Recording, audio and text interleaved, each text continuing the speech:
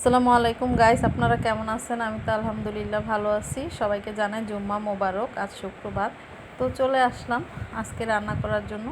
তো আমি মুরগির মাংসগুলোকে ভেজে নিছি। গরু মাংস ভালো লাগে না খেতে, আর তো ভাবলাম ফ্রিজে মুরগির মাংস ছিল, তো সেগুলো না খেলে আবার একটু গন্ধ হয়ে যাবে। দেখা যায় ফার্মের মুরগি কয়েকদিন থাকলেই কিন্তু একটু ভালো লাগে না, তো সেজন্য মুরগিগুলো খেয়ে নেওয়ার দরকার।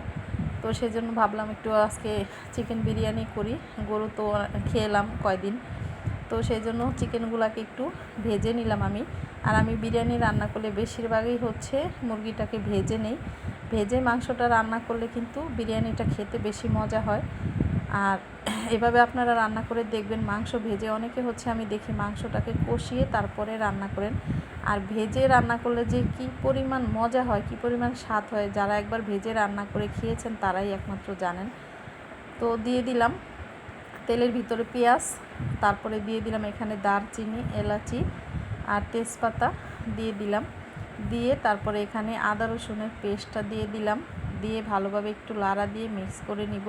আর আজকে এত সহজভাবে বিরিয়ানি রান্না করছি, আমার মনে হয় পৃথিবীতে এর চেয়ে সহজ বিরিয়ানি রান্না আর কেউ কখনো দেখাতে পারেনি, আর দেখাবেও না। আমি মনে করি এত সহজভাবে আমি আজকে বিরিয়ানি রান্না করছি, এটা যে কেউ রান্না করে এভাবে খেতে পারবে। আর মজা হয় অনেক, মানে কি বলবো, এতটা মজা হয়, না খেলে আপনারা বুঝতে পারবেন না যে এইভাবে রান্না করলেও বিরিয়ানি এত মজা হয়।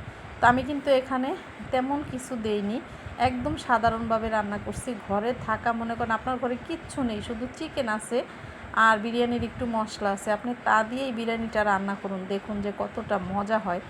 আমরা ভাবি অনেক কিছু দিলে, এই দুধ, এইটা সেটা, ঘি, ভাজা, বাদাম, অনেক কিছু দিয়ে রান্না করি, কিন্তু সেটার একটা স্বাদ কিন্তু এভাবে রান্না করলে আরও স্বাদ কম হয় না। কিন্তু আপনি খেয়ে দেখতে পারেন এভাবে রান্না করি।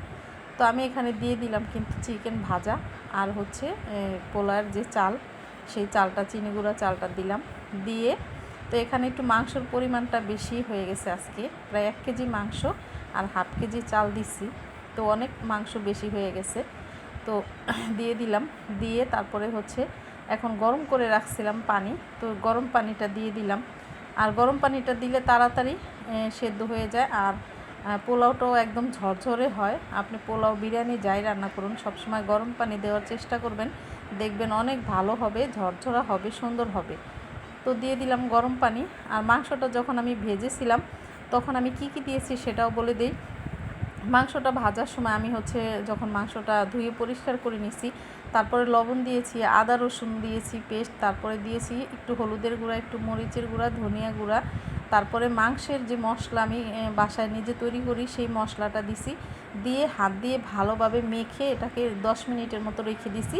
তারপরে 10 মিনিট পরে আমি এটাকে তেল দিয়ে তারপরে তাওয়ার ভিতরে একটু ভেজে নিছি হালকা লাল লাল করে। আর এখন দিয়ে দিলাম এখানে বিরিয়ানির যে রেডিমেড মশলা থাকে, সেই মশলাটার অর্ধেকটা এখানে আমি দিয়ে দিছি। আগে এই বিরিয়ানির মশলাগুলো কিন্তু পরিমাণে হাফ যদি আপনি দিতেন 1 কেজিতে, তারপরেও কিন্তু ঝাঁজ লাগতো, খাওয়া যেত না, অল্প পরিমাণে দিলেই হতো। এখন মশলাটা কিন্তু অতটা ঝাঁজ না। এখন আমি কিন্তু এখানে হাফ কেজি চাল আর 1 কেজি মাংস, তার ভিতরে অর্ধেকটা দিছি, তাতেও কিন্তু তেমন একটা মশলার, অত একটা যে ফ্লেভার ওরকম না। আমি কিন্তু রাঁধুনির মশলাটা দিছি। আর এই যে প্যাকেটটা উপরে ছিল সেটা আর আপনাদেরকে দেখাইনি, আমি ভিতরের প্যাকেটটা দেখালাম, রাঁধুনির মশলাটাই আমি দিছি। তো দিয়ে দিলাম লবণ দিয়ে এখন ভালোভাবে একটু লাড়া দিয়ে মিক্স করে দিতে হবে। আমি কিন্তু পরপর দিতেছি আর ভালোভাবে লাড়া দিতেছি, যাতে মশলাটা পানির সাথে বা লবণটা ভালোভাবে মিক্স হয়ে যায়। দিয়ে দিলাম এখানে একটু গোলাপ জলটা দিলে ফ্লেভারটা একটু ভালো আসবে, যেহেতু এখানে বাদাম ইউজ করিনি আমি।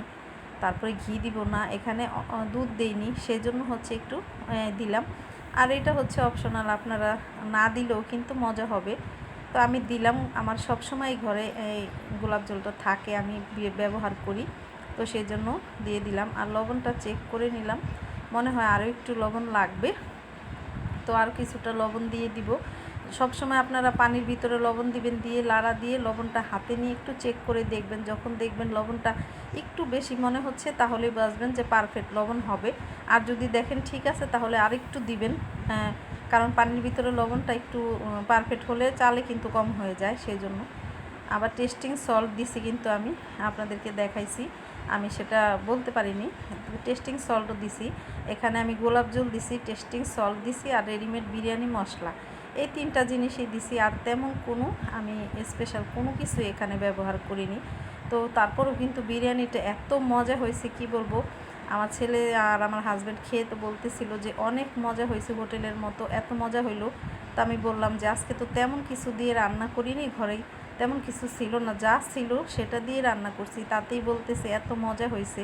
আর যদি এখানে আমি বাদাম, কিশমিশ, তারপরে হচ্ছে দুধ দিতাম, তাহলে কতটা মজা হইতো ঘি দিলে বলেন তো। তাহলে এভাবে আপনারা যখন দেখবেন ঘরে কিছু নেই, শুধু মাংস আছে আর একটু বিরিয়ানির মশলা আছে, আপনারা তা দিয়েই কিন্তু বাচ্চাদেরকে রান্না করে এভাবে দিলে বাচ্চারা কিন্তু অনেক মজা করে খেয়ে নেবে। আর মেহমান আসলেও তাড়াহুড়া করে এভাবে কিন্তু ঘরোয়াভাবে রান্না করে দিলে অনেক মজা করে সবাই খেয়ে নেবে। তো ভিডিওটা কেমন লাগলো অবশ্যই কমেন্ট করে কিন্তু জানাবেন। আমার বিরিয়ানির রান্নাটা ভালো লাগলে ভিডিওটা শেয়ার করে দিবেন, লাইক দিবেন, সাবস্ক্রাইব দিবেন, আর ফলো দিয়ে সাথেই থাকবেন। তো সবাই দেখবেন। যাই হোক, হয়ে গেছে বিরিয়ানিটা। তো আমি এখন একটু লাড়া দিয়ে উল্টে পাল্টে দিব, দেখেন কতটা সুন্দর হয়েছে। তো এভাবে কিন্তু রান্না করে আপনারা খেয়ে দেখতে পারেন। আর ঝরঝরা হয়েছিল কিন্তু বিরিয়ানিটা অনেক। আমি কিন্তু পানিটা মেপে দেইনি, আইডিয়া করে পানি দিছিলাম, নিজে একটা রান্না করতে করতে